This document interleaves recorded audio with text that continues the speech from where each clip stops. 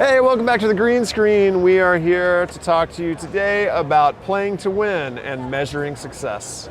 Yeah, one of the great principles of business is what gets measured gets managed. Imagine going out there and playing a sport in front of a stadium and no one knows what the score is. The team doesn't know how to try harder. The fans don't know who's winning. So it's super easy when you're throwing a ball and scoring points, or throwing a ball in a hoop, or hitting base hits, to understand what the score is and to see it on the board. And sports is a great example of something that is constantly measured down to the minute level. But it's a little harder in business, don't you think? Absolutely. So we have to figure out what kind of units of measure we can use, how we can calculate how many shirts per hour we can print, how many screens per hour we can clean, how many screens per hour we can code, how many emails per hour we can type. These are all things that we can measure in order to make sure that we know what we can get done per day. So here at the show, we got Brandon over here. Brandon. So Brandon runs the systems. He was in my band. Way better than me. Yeah, brother-in-law. What did you play? Guitar. Some vocals. And so one of the things, what did we measure in music? We didn't measure anything in music. Not much. Time measurement during the song. You know what? Measured how many people came to the shows. There's 19 people here. Yeah, 1, 2. Oh, 2. And one's the roadies. One of the things I actually talked about yesterday, which was amazing. It was like a total. We hate, like we were talking about process, and we hate writing process out. But imagine writing process out like music. You don't want to write music down, or you just want to record it. But how much more effective is writing a song when you start writing it down? Yeah, isn't that crazy? You pretty much have to. Yeah. And then it actually makes a better song. And you can edit it along the way and personalize it and make it better all the time, but to have a core structure is good. Yep. Yeah. All right, so back to measurements. So you run all the systems around it, built them pretty much over the past 5 or 6 years. What are some of the ways you use the system? With the system, you got data, and with data, you can measure it. So what are some of the ways you use the data to measure and run the business? So the one thing that you start doing, like with everything you start doing, you just say, oh, what could we accomplish, right? So you start measuring everything. I think what we learned really quickly is that, there are certain things that you want to measure that make the highest impact. Yeah. And what's relevant, what's not. Exactly. And then the big thing also is you don't want to take away from the performing while you're measuring. So you don't want to have a performer have to stop and put them through rigorous, data sets and have to sit and spend time measuring it. So you want the best metrics for business is the stuff that can just be almost within the process. The easiest way to measure and get the data so that you're not, some weeks when you're busy, you're not getting the data. And then when you're slow, you're getting more data. Where's kind of throws it off. How do you make it visual? How do you make what's That's important visual? The most important part, I think, for people, right? Is colors and graphs and things like that. So what I found really well, that works really well, is to just simplify it, work on a dashboard or a BI tool, and give your team members just the most basic, up is good, down, red is bad, green is good, and, so that they can play to win. So they're not just staring at a bunch of matrices. One of the things that we did with the color coding this year, explain our red, green, and color code this year. Oh, okay. We changed it. Yeah, we did. So green is fantastic. We're beating our goals. Yep. Yellow is better than last year. You talk about last year a lot. Sometimes doing better than last year is not doing that well. Yeah. The yellow light. It's the yellow light. And then of course red is, we're trending lower than last year and something's wrong. Something's broken. We added the yellow in this year. Jim's suggestion. I thought it was cool because it was like, hey, we're doing okay, better than last year, but not hitting goals. Okay. What's your favorite measurement? The one?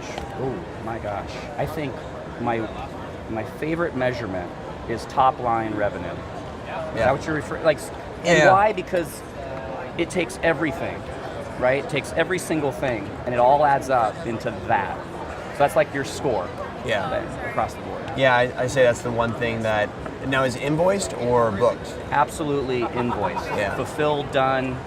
It means that it went through the whole cycle. It's not just some lofty booking or something that you haven't done yet. Yeah, I think I'm a little different than I still look at the book number, which is something that hasn't shipped yet, the shirt, the order that you booked that hasn't been printed yet. because what actually matters what Brandon just said, but you do have to book it before it gets there. So it's kind of somewhat of a leading indicator. It is. The booking is extremely important, but it also doesn't show that you're actually committing to that and getting it done.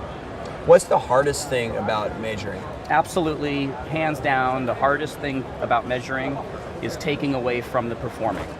So if you have analysis paralysis or you have your performers in a really taxing logging, and to get the good data, because just getting data isn't going to get you anywhere. So I think the hardest challenge there is to make it happen while they're performing, right? You ought to be able to look up and the score's already there. Absolutely. Yeah, it's crazy. All right, awesome, man. Thank you. Cool. Thanks, Brandon. All right. What's the number one thing that you measure? Like, what your number one measurement? My number one measurement is sales revenue. So daily sales revenue. We have a daily goal. We have to hit that number in order to break even. So that's the number one thing I look at every day. The number two thing I look at every day is a production number. So we basically have averaged in how much time we think it should take to set up a job, plus how much time it takes to print the job. And then I look at this one number that I get out of that equation every day to make sure that we hit our goal for production numbers too. Because if our sales numbers are really, really big and our production numbers are not hitting the mark, we know we've got a big problem, because at some point we're not going to be able to print the jobs and deliver on time. So making measurement visual, making it easy to understand, like what Brandon said, don't make it too complex. Don't make somebody go out of their way to try to measure something, because then it's not effective. It's not driving performance, it's inhibiting performance. I recommend, if you're not really familiar with good tools of measurement, Excel is a great... Google Sheets. Yeah, Google Sheets. The Goog. Using spreadsheets is a great way to make tables, to measure things. So, take some classes online to be able to do spreadsheets well. Yeah, using those formulas, you can pull them into graphs. Graphs are very visual for people. Right. Google has great apps that you can share with your whole team, so they can all log on and look at the spreadsheets in real time all the time. We keep track of everything that we possibly can. So one thing that is just something that I hate is waste. And we waste a lot of shirts. We reject a lot of shirts because of they were printed wrong, or there was a string in the print, or something came out of registration. And it's very important that we track that so we know exactly how much money we're losing. And then at the end of the month, we can show this percentage of waste versus our revenue. And if our percentage of waste is a small amount, we can reward everybody for doing a really good job. Awesome. So one thing we need to do is always be checking the health of our company, just like you take your body to the doctor every year to get a physical. Now, at the end of the game, the month or the season or whatever, you got more points because you've measured it than the opposing team or than your goal. What do? You reward everybody, you have a big party. Woohoo! We love parties. You guys do parties really good. I've been to a few Printed Thread parties, and it's awesome. Yeah, it's great to celebrate. If your team wins the Super Bowl, or if your team wins the World Series, everyone in your city is dancing in the streets, clinking glasses together. And I think that we need to do that with our teams as well, because we have really hard days and we need to celebrate. And you can't celebrate it if you don't measure it. Yeah. So, all right. Well, we have one episode left. Stay tuned for the last and final episode of this season about staying hungry and being a little bit foolish sometimes. See you next time on the green screen.